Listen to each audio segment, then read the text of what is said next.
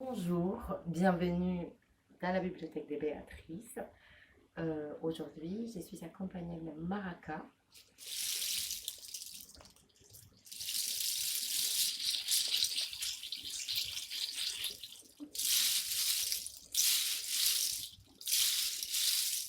Voilà.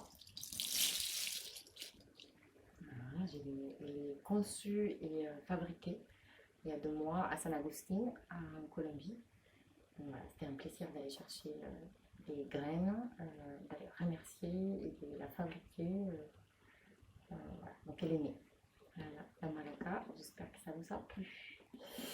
Et bah aujourd'hui, je vais vous lire un poème de Fernando Pessoa. Euh, c'est dans le livre d'Intranquillité de Fernando Pessoa. Et c'est la troisième édition corrigée, révisée, enfin vérifiée, qui est faite sur la base de l'édition 2009 canonique Les Richard Samuel. Et bah, j'espère que vous allez aimer. Rosita, espero que te guste esta lectura. Bye bye, Amazon. Et allez. Donc, nous allons lire les poèmes 262 qui dit ceci. 1er décembre 1931. Je suis parvenue subitement aujourd'hui à une impression absurde et juste.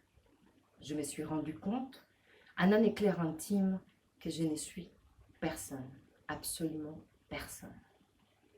Quand cet éclair a brillé, là où j'ai croyé que s'est trouvée une ville, s'étendait une plaine déserte. Et la lumière sinistre qui m'a montré à moi-même ne m'a révélé nul ciel au-dessus d'elle. On m'a volé les pouvoirs d'être avant même que le monde fût. Si j'ai été contraint de me réincarner, ce fut sans moi-même et sans que je me sois, moi, réincarné.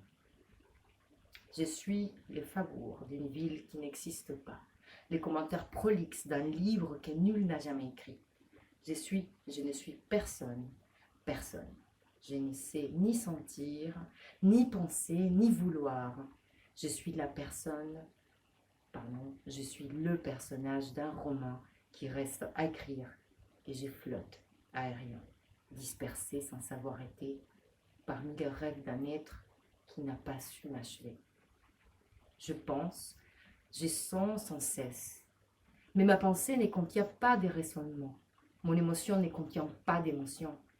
Je tombe sans fin, depuis la trappe située tout là-haut, à travers l'espace infini, dans ma chute qui ne suit aucune direction, infinie, multiple et vide. Mon âme est un maelstrom noir, vaste vertige tournoyant autour du vide, mouvement d'un océan infini, autour d'un trou, dans du rien, et dans toutes ces eaux qui sont un tournoiement bien plus que de l'eau. Nagent toutes les images de ce que j'ai vu et entendu dans le monde.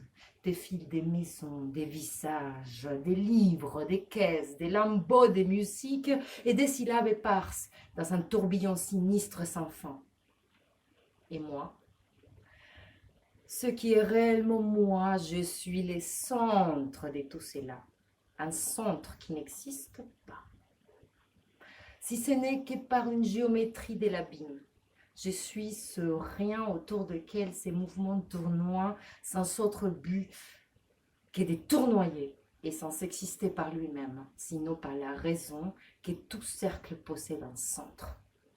Moi, ce qui est réellement moi, je suis les puissantes parois, mais avec la viscosité des parois, les centres du tout avec du rien tout autour.